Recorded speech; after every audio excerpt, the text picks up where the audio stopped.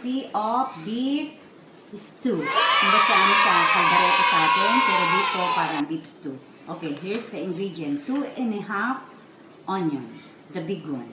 And then, 2 dalawang pirasong kamatis. Yan, 2 piece of tomato, big one. Luya o gingibil. 1 small one like this. And then, ano ba yung ang tawag kong cloves ba yun? Garlic clove. Maybe 5. And then, Maggi. Fresh. Garlic. Parang dito yata. Yeah, garlic. Gingibil.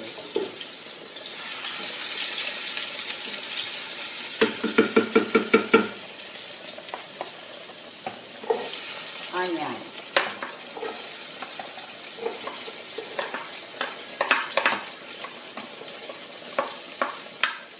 Until golden brown.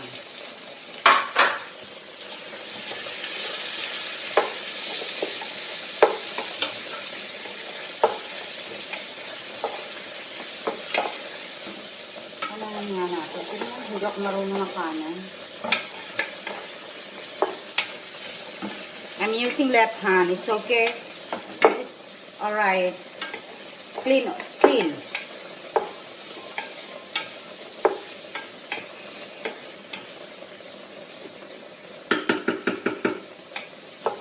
Yan. Yan na siya. Tapos,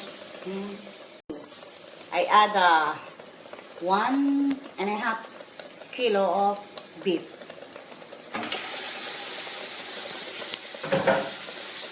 Make it saute.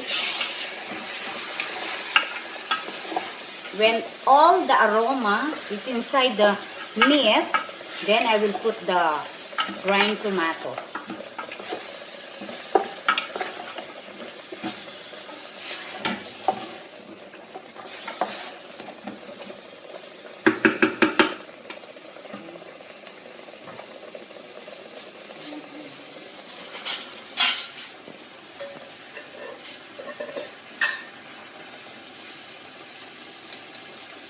I will add black pepper.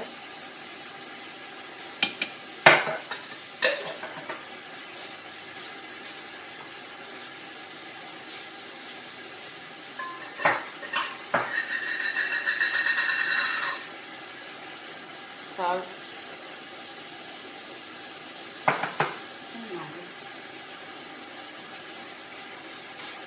Maggi. If you have chicken, if you have beef, it's okay. 2.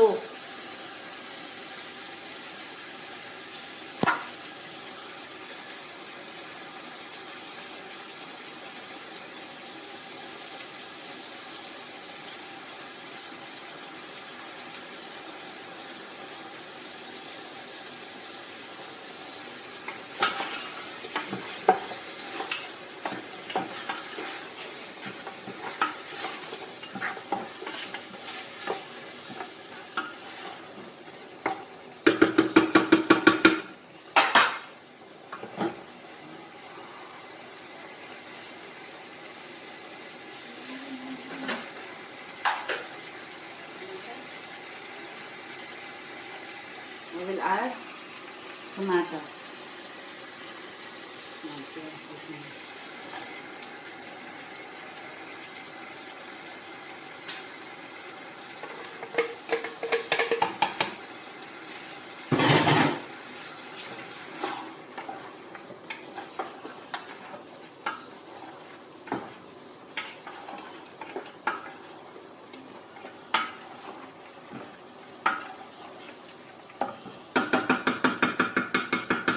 Leave it 5 minutes and then I will put 1/2 of tomato cream for 5 minutes.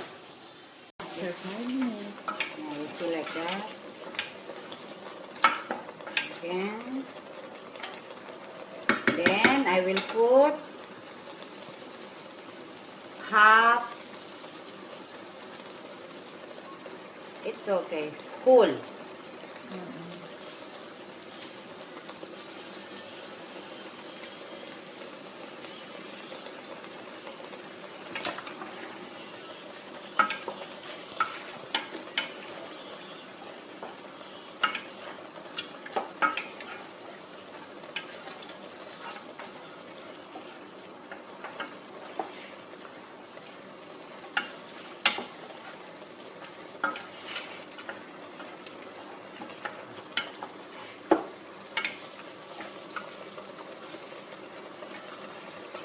delicious. Ilagyan ko ba siya ng salt? Okay, add little more water.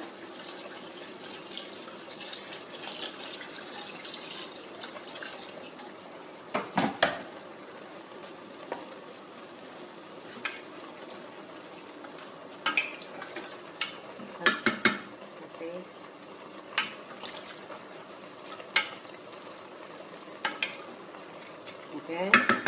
Cover until meat is tender.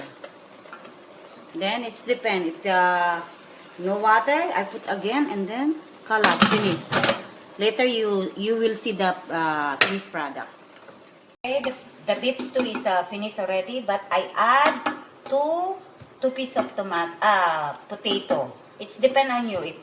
If you add carrots, potato, it's okay. It's depend on you.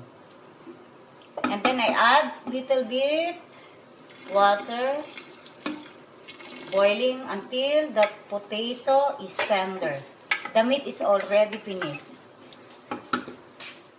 Beef stew with rice.